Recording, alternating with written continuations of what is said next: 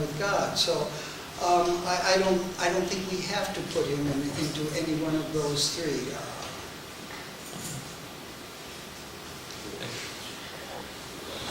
I'll finish up just with a question also for you, Dr. Sanger. You talked a little bit about the story in John where you believed it was a fictionalized account because only Jesus and the woman at the well were there.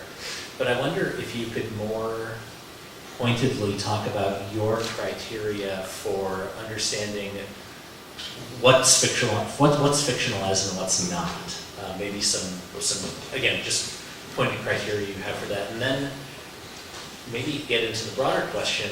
I'm an historian, and wondering about how we understand historical documents from X thousand years ago, or even 100 years ago, where claims are made, but we think that maybe they could be fictionalized. So if you just quickly do that. Sorry. That's a difficult question, actually, because it seems to me you really have to do this on a case-by-case basis. Now, I gave the specifics of the passage with the encounter with the Samaritan woman, and I illustrated this by comparing it to a book which clearly had been fictionalized. And I think one question that you have to ask is, did the author of this text have a plausible source for the story that he was telling? And if the author does not have a plausible source, then you have to think, well, this is likely then creative writing rather than history. Another example of this I already used is the opening of John, in which he talks about in the beginning was the Word. Now, quite clearly, John was not there in the beginning. He was not the witness of the creation of the universe by Jesus. That is, you can call that theology, or you can call that fiction, but you cannot call that historic fact. Dr. Wahlberg? Dr. Wahlberg, would you like to comment? No. All right. Good enough. Well, thank you guys. I'm sorry I had to cut off a couple speakers, so that we're just out of time, simply. Thank you all for your participation. We'll now end with a short 3 to 5 minute closing statement from each speaker. Dr. Stecker, would you like to start us off? Sure thing. Thank you very much.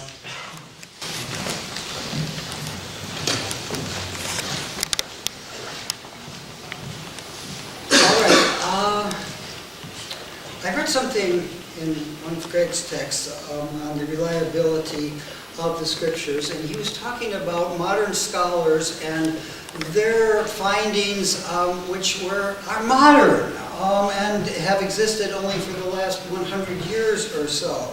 And I quote what Craig said: "From a theological perspective, many people understandably, if God would left his people in the dark all these centuries and revealed the truth only to a group of 20th or 21st century scholars." Now, that raised for me the question, what does Craig mean by his people? That is, it seems to refer to God's people. In the first century, were only those who believed that Jesus was the Son of God, the Messiah, eligible for salvation? Were the faithful but unbelieving Jews, the Romans, the Greeks, not to mention the Chinese, the Anglos, and the black Africans, and the Malaysians, and all the scattered tribes of humanity, not God's people? And now, are Jews, Muslims, Hindus, Unitarian Universalists not God's people? According to the Gospel of John, no one can know God and no one can be saved except through Jesus. And confusingly, no one can come to Jesus unless he is drawn by the Father. Does this mean that God, who created the universe and all who are in it, has only Christians as his children? Those who will know him and gain eternal life, leaving all the rest of humanity, men, women, and children that he supposedly created, to darkness and suffering and death? God knows there's enough of that in this world. I can't believe that Jesus ever uttered these words attributed to him by the author of John. I do not believe that the God of Christianity exists as an objective fact, but I do believe that God can exist as a powerful idea, an idea that can comfort and inspire, foster love and charity. To accept these words as authentic, it seems to me, is to limit God's concern for all humanity and reduce Jesus, God, to a tribal deity.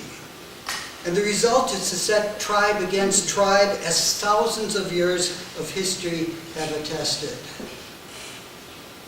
Thank you.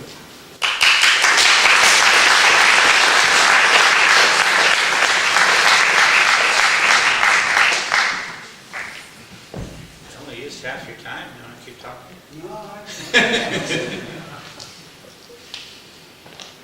What I tried to do was to make an argument from more muted, more subtle, more subdued parts of the Gospels that are widely, though not uniformly, accepted as historically accurate. If there is any merit to even a majority of those points, if they make perhaps a cumulative case, then I think the step to the two approaches I chose not to take follows more readily. It's a smaller step from implicit to more explicit Christology. It's a smaller step from the synoptics to the Gospel of John. They're not quite as radically different as they first seem to be. I'm sorry that I guess I'm sorry, I don't know. I have to think about that I didn't take an expected route. Maybe that's what the university should do to us, is give us some creative twists into our thinking. But I don't feel that I received a terribly good response to most of those 13 points. Either it was to say someone without a divine consciousness could hold them, but missing a few of the key distinctives I pointed out, or else then simply it was the reliability of the Gospels that's called into question, which is a very legitimate debate, and maybe one, if you ever dare to have us back for a third, three-peat, that we could talk about. But let me just answer the question we never got back to. Is there a credible source for the story of Jesus and the Samaritan woman at the well? I suggest there are two. Jesus and the Samaritan woman at the well. The disciples immediately returned and were marveling that Jesus was talking to this woman. I cannot imagine they didn't immediately say, "What in the world were you talking about?" And Jesus told the story. The Samaritan woman became an evangelist to her own people. She must have retold the story plenty of times. Does that mean we have a verbatim account of the dialogue? No, this is a world without any felt need for quotation marks, but it can still be an accurate account.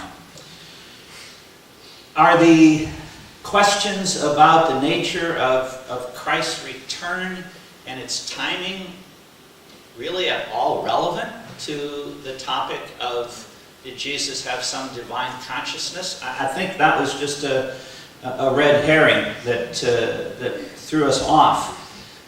Is this simply a late view of John? Well, we didn't get into Paul because Paul writes letters that don't quote Jesus, so we don't get Jesus' views from them, but he does quote early Christian confessions of faith that can be dated prior to when he wrote the letters in the 50s, probably to at least the 40s, that very clearly present Jesus as God. So it's not just something that John in the 90s came up with.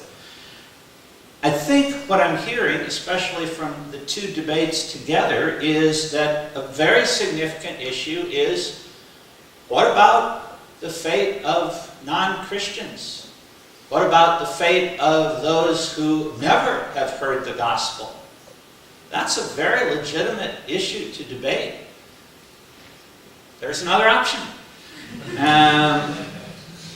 And Christianity historically has given a half a dozen major answers to that.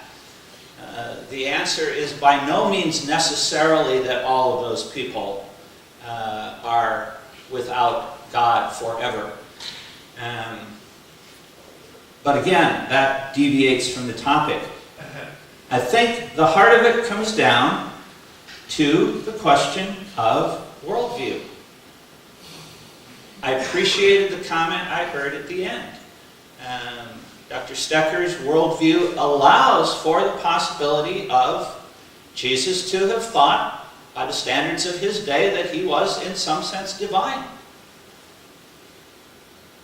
But because he doesn't think God exists, then obviously that can't be a legitimate option. So for somebody else, for some other pair of debaters, it sounds like the bottom line issue really comes down to, does God exist? And everything else is subordinate to that. You'll have to decide for yourselves, but thanks for being here.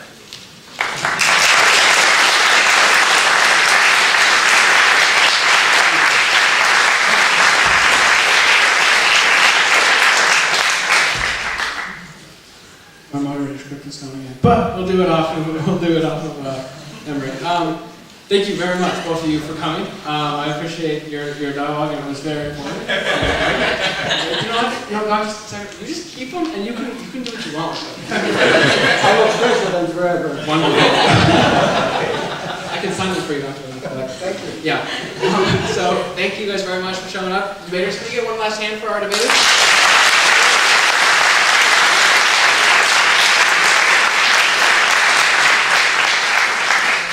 Well, this is not the end of the Scribe Club for the year. We have another debate on the 19th of November, on the topic, does absolute truth exist? A very separate topic. But it's convenient that Dr. Blomberg has suggested a debate on does God exist? This will be a debate we have in January. Keep a lookout for that. If you'd like, you can talk to us in the back, and you can get essays back there and find out more information about the Scribe Club. If you'd like, you can talk to the debaters. I'm sure there was a couple questions for them you like. And otherwise, I hope you guys have a nice drive home and stay safe. Thank you guys very much for coming. Bye.